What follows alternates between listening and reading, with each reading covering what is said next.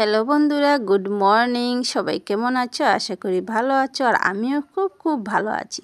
তো এই ভিডিওটা অ্যাকচুয়ালি বন্ধুরা শ্রাবণ মাসের লাস্ট সোমবার ছিল, কিন্তু দিতে তোমাদের কাছে পৌঁছাতে অনেক দেরি হয়ে গেল।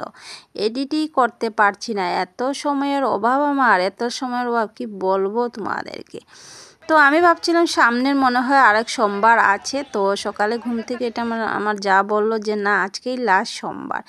তো ভাবলাম তো চলে যাই। তো এখানে এসে তো এত ভিড়, আমি তো ভাবতেই পারছিলাম না যে এত ভিড় হবে। তো এত ভিড় কি বলবো তোমাদেরকে, আর কি কিছু বলার নেই। তোমরা শুধু দেখতে থাকো আমার ভিডিওটা। যদি ভালো লাগে তো একটা লাইক শেয়ার কমেন্ট করে দিও প্লিজ প্লিজ প্লিজ। তো দেখো এত ভিড়, তো তারপরে কি করব, এর মধ্যে তো কাদা বৃষ্টি এইসব তো আছেই লেগেই, বর্ষাকাল তো বুঝোই তোমরা।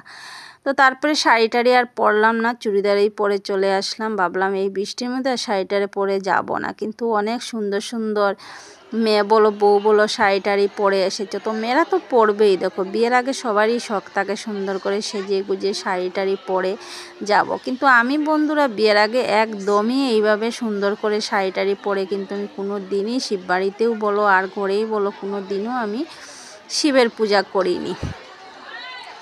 তো বিয়ের পর থেকেই আর কি শুরু করলাম শিবের পূজা করা। তো আর কি বলবো, এই দেখো নিচে এত ভিড় ছিল। তো তারপরে তো গেলাম, তো গিয়ে কি করব, প্রদীপ তো হাতে ছিল। তো এখানে তো মোমবাতি দেওয়া নিষেধ, তো প্রদীপ দিতে হয়। তো গিয়ে প্রদীপ নিলাম 5টা নিয়ে, তো নিচে তো গিয়ে প্রদীপ নিয়ে হাঁটা তো একদমই মানে যাওয়া যাচ্ছিল না। তো এখানে দাঁড়িয়ে ভাবছিলাম কোথায় যে প্রদীপ দেব, এত ভিড়ের মধ্যে এত লোক। তো দাঁড়িয়ে ভাবতে দেখলাম যে না, কোনো রকম একটু ঠেলাঠেলি করে ঢুকতেই হবে। তারপরে কি করব, তারপরে তো একটা জায়গা পেলাম, গিয়ে এইখানে আগে প্রদীপটা জ্বালিয়ে দিলাম।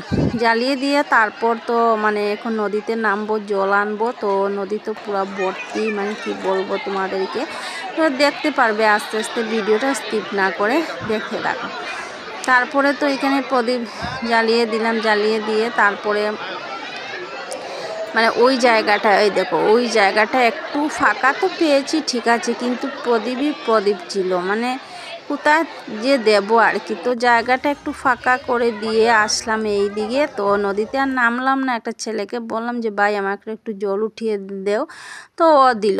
তারপরে আমরা এই যে বাইরেই দিয়ে দিচ্ছিলাম, দেখো কত মানুষের ভিড়, আর ভিতরে গিয়ে দেওয়া এত লাইন ছিল। আর দেখো নদী পুরা ভর্তি হয়ে গেছে, দেখো আর এত ভয় লাগে না, এই নদীটা এত ভয় লাগে কি বলবার। এই দেখো এই যে লাইনে দাঁড়িয়েছে সবাই, না হলে তো 4-5 ঘন্টা দাঁড়িয়ে তারপর গিয়ে জল ডালবে। তো 4-5 ঘন্টা দাঁড়িয়ে থাকাটা তো সম্ভবই ছিল না, তার জন্য আমরা বাইরেই দিয়ে দিলাম। আর ঠাকুর তো সব জায়গায়ই থাকে, তাই না বলো।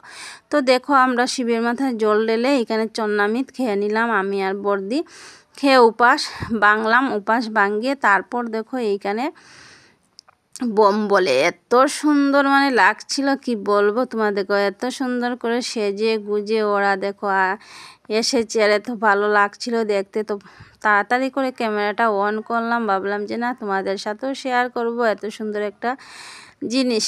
তো তারপরে দিকে আস্তে আস্তে আমরা ওইখানে জল ঢেলে সব কিছু শেষ করে আমরা এখন বেরিয়ে যাব। তো আস্তে আস্তে হেঁটে হেঁটে তারপর আসলাম আমরা ওই যে টিকা দেয়, এখানে তো অনেক সন্ন্যাসীরা থাকে, পার্মানেন্টলি থাকে ওরা ওইখানে মন্দিরে প্রসাদ খেয়ে। এখানে এই দেখো মেন মন্দিরটা, কত ভিড় দেখো, মানুষ বাচ্চা কাচ্চা নিয়ে কিভাবে যে আছে দাঁড়িয়ে, কি বলবো তোমাদেরকে, আমরা সাহসই করতে পারলাম না। তো পূজা দেবো বলে ঠাকুরমশাইকেও খুঁজে পাচ্ছিলাম না, তারপরে যাই হোক পেয়েছি। তো ঠাকুরমশাইকে বললাম যে পূজা দেব, বললো এই ভিড়ে তো পূজা হবে না, তোমরা অন্য সোমবার দেখে চলে এসো। তো বললাম ঠিক আছে। তারপর দেখে এখানে আসলাম, এখানে এসে ওদের কাছ থেকে টিকা নেব। ভালো লাগে শিববাড়িতে এসে সিঁদুরের টিকা না দিলে একদমই মনটা ভালো লাগে না। তো ওদেরকে পয়সা দিতে হয়, 10 টাকা আমি দিলাম, দিয়ে টিকা নিলাম, আর খুবই ভালো লাগছিল। তারপর আরেকজন সন্ন্যাসীর কাছে আসলাম, বর্দি বললো যে রুদ্রাক্ষ নেবে। তো 11টা রুদ্রাক্ষ প্রথম বললো 4000 টাকা। তারপর আমরা এত দাম হলে তো হবে না, একটু কমাও। তারপরে 200 টাকায় দেখো 11টা রুদ্রাক্ষ দিয়ে দিল, কিন্তু জানি না অরিজিনাল না ডুপ্লিকেট, কিছু বুঝতে পারছিলাম না। তো 11টা রুদ্রাক্ষ বর্দি নিল 200 টাকায় নিয়ে, আর সোজা আমরা উপরে চলে আসলাম। উপরে চলে এসে তারপরে তো একটু ফটো উঠবো, সামনে এসে তো ফটো না উঠলেও কেমন কেমন লাগে। তো একটা মেয়ে ছিল ওইখানে, তো মেয়েটাকে তো ওরাও ফটো উঠছিল, তো ওদেরকে বললাম, বলে তো আমরা ফটো উঠলাম। উঠে তারপর আস্তে আস্তে বাড়িতে চলে আসলাম। তো বন্ধুরা, ভিডিওটা কেমন হয়েছে একটু প্লিজ কমেন্ট করে বলো। আর ভিডিওটা দিতে অনেক লেট করে ফেলেছি। তো আজকের মতো টাটা, বাই বাই, সবাই ভালো থেকো, সুস্থ থেকো।